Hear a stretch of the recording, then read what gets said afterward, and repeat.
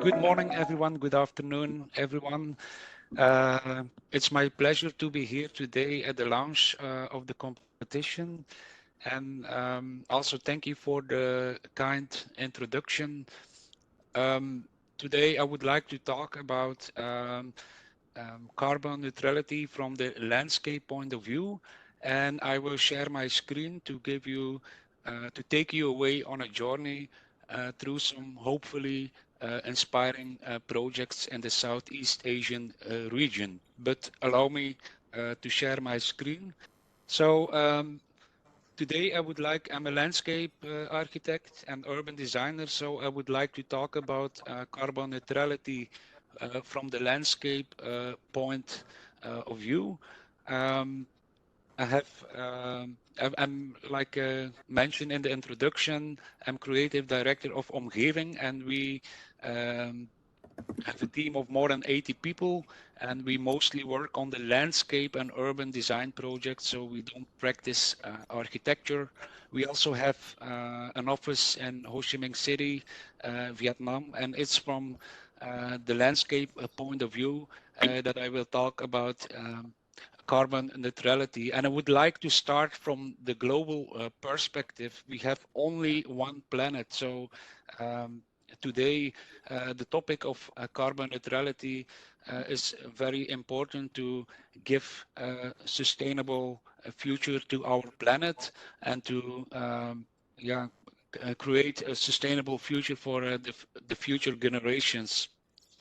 When we look to climate change and carbon neutrality from the global perspective, we can see that the humans and the impact of human modification has already reached almost 70% of the Earth's surface. So many locations on the planet are already affected by humans. The landscapes are modified, and that's one of the reasons I would like to start from the landscape point of view. At the same time, by the middle of this century, almost 70% of the people will live in the cities. And yet already cities are responsible for 60% of greenhouse gas emissions. So that is why the topic of today and the urban development of Vung Tau is very important. So landscape urbanism and the impact of humans on landscape, that is why I think landscape urbanism has a potential key role in shaping a carbon neutral future for Vung Tau. And when we talk about carbon neutrality, we have to talk about mitigation towards zero emissions, which is actually the topic of today. But we also have to talk about climate change, which is more adapting in the context of climate change. So carbon neutrality has also to be positioned from the climate change challenge.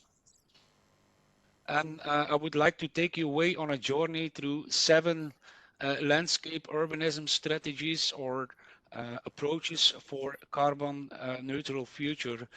And by this 7 strategies, I would like to uh, give you an inspiring presentation about how this strategies can be combined in integrated solutions, because I think that is one of the main goals of our competition for Vung Tau. The first strategy is limit sprawl. In many cities worldwide, urban sprawl is a huge problem with very inefficient organization of cities, like here, well illustrated in Mexico. So limit sprawl and car dependency by achieving appropriate levels of building density and mixed use development, organizing and improving transport flow and interconnections, public transport and non-motorized transportation options. That is how we have to limit sprawl and reduce emissions in our cities. And I would like to highlight an interesting project in Xiamen Bicycle Skyway. This is a project in the Asian region that combines clearly the sustainable mobility transport, linking not motorized bike lanes with the public transport network. And the result is that on scale of the city, 8 kilometers of bikeways or skyways in this case are connecting a well-developed BRT line with public bus transport, well connected with the highway for bikes, and also connected with surrounding interesting public space. And boosting this sustainable mobility will help to make our cities more carbon neutral. And I think this image speaks for itself. While the cars are waiting in the traffic jam, the cyclists can go on their way through the city, while also on the background, public transport brings people to their destination. So boosting this means of sustainable transport will help us towards a carbon neutral future. Also very important to reduce the emissions in our cities are the green spaces. The way we manage our green in the cities has a big impact on the livability and the way cities can reduce emissions. And I think this picture illustrates well the importance on the borderline between two countries. On the right, a good green forest policy. On the left, the result if you do not take into account the importance of green. So very important is that we provide an integrated system of green spaces and other natural infrastructure. And this is the way to protect cities from adverse weather conditions, to mitigate the urban heat island effect also in Vung Tau, and provide spaces for natural habitat and human recreation. And I would like to take you away to a project in Thailand, which was actually a former wasteland with a lot of waste. It's actually a dump, a landfill, and by the site preparation, adding new shoal, planting new trees, they changed this wasteland into a new urban forest. And even after 3 years, they start to get already the results, and they already had developed a new forest for the surrounding people. And the result is that this former wasteland became an urban forest as a park area for the surrounding people, with nice walkways. And the big biodiversity is also a big help to reduce the emissions in this area. And I strongly believe that green spaces with a high biodiversity are key for our future carbon neutral cities. Also very important to reduce the carbon emissions is renewable energy. We have to make the transition from fossil energy supply to renewable energy. But from the landscape point of view, also the impact of solar panels, parks, windmill parks should not be underestimated, not only visually, but also this renewable energy systems have also impact on the landscape and on the local ecosystem, as well illustrated in this picture. So one of the key elements is to develop integrated energy infrastructure for renewable sources of energy, but also district heat cooling electricity systems and waste to energy systems. And I would like to take you away to a nice project in Norway, which is a powerhouse building with renewable energy, with solar panels. And on first sight, this looked like a normal building in the urban fabric of the city. But the building is actually the energy supplier by a microgrid for the surrounding buildings, but also energy supply for the electric bus system. And the building has also a public function with bar and education area for the younger generation. And this is for me a very nice example how renewable energy should be embedded in an existing urban fabric by making the energy supply part of the architecture and part of the design. And this is, for me, the future of well integrated renewable energy systems in our future cities. The next strategy is regeneration. In our existing cities, we have a lot of brownfields, like abandoned industrial sites. And before we start to develop open space, we first have to densify existing empty sites in the existing urban fabric. Otherwise, we get that urban sprawl and inefficient city development. So we have to deliver comprehensive programs for the regeneration of problematic areas such as the former industrial sites to ensure better standards for energy efficiency in our built or urban environment. But in the context of Vung Tau, which is a coastal area, I would like to show you this project with the coastal restoration and protection of coastline. So this coastline was affected by erosion, by dying vegetation. The whole coastline was damaged. And by installing a new construction, a new walkway, they made a regenerative design to tackle the erosion and to bring back the former vegetation to the coastline. But also they made a theme park. You can see it above in the corner. They made a theme park that was abandoned, and they use this existing construction. They reuse it to create ponds, to construct ponds as stormwater buffers in case of heavy floods. And this is the way to create and restore a damaged coastline into a new touristical attraction with the benefits of the reduction of emissions, but also the co-benefits of a nice public space along the coastline.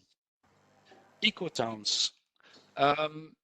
Looking at this picture from LA in the US, we have to be careful with inefficient city developments. We have to avoid this kind of very car-oriented neighborhoods with big plots and very inefficient and unsustainable urban developments. And that's why we have to encourage and support eco-towns for sustainable settlements. And a nice example is Punggol Ecotown in Singapore, where they developed a master plan for 300,000 people with very sustainable principles in terms of public transport, green spaces, high standards for buildings, and a well developed public transport network. They also used our urban environmental modeling tools to test the efficiency and the sustainability of all the developments in this neighborhood. And the result is a very well developed eco-town with buildings with the highest standards, surrounded by green, also with green on the roofs, also with a nice network of social and public functions. For example, this polyclinic, also built with the highest standards and with green solutions. And last but not least, also a well-developed slow network and good water management and a network of green parks as illustrated in this Pungo River of Life. Context-based solutions. For example, one of the problems in many cities in Southeast Asia is the flood problem, as illustrated in this flooded road in Pakistan, or caused by the monsoon rain. So climate change problems should be addressed by adapting on the local context of the city, and this way it can also support carbon neutral future. And an interesting project is the Dong An's wetland, this Asian city. Had many related problems such as floods, and actually it was like a big area with damaged wetlands, with slums, where people start to throw the waste into and dump the waste into this area, with a lot of problems. The nature was damaged, so this was like a big scar in the existing urban fabric. But by creating a new park on this area, they reduced all these problems. And on the left small picture, you see the flood problems before the development on the park, and on the right you can see how they tackle this problem after the construction of the park. So they made a huge large-scale wetland park with bioswales to clean the wastewater, and with the restoration of the former wetland, and with a big network of pathways, bikeways, to connect all the surrounding developments in this neighborhood. And the result is a new green lung in the city center with nice connections, with high biodiversity, and a big area that can help to reduce the emissions. And this is the way we have to adapt on the local context, by understanding existing conditions and by restoring the the former biodiversity that was damaged by urban developments. And today, this area is so attractive that the surrounding land price increased 3 times, and the development of the park boosted the urban developments in the surroundings.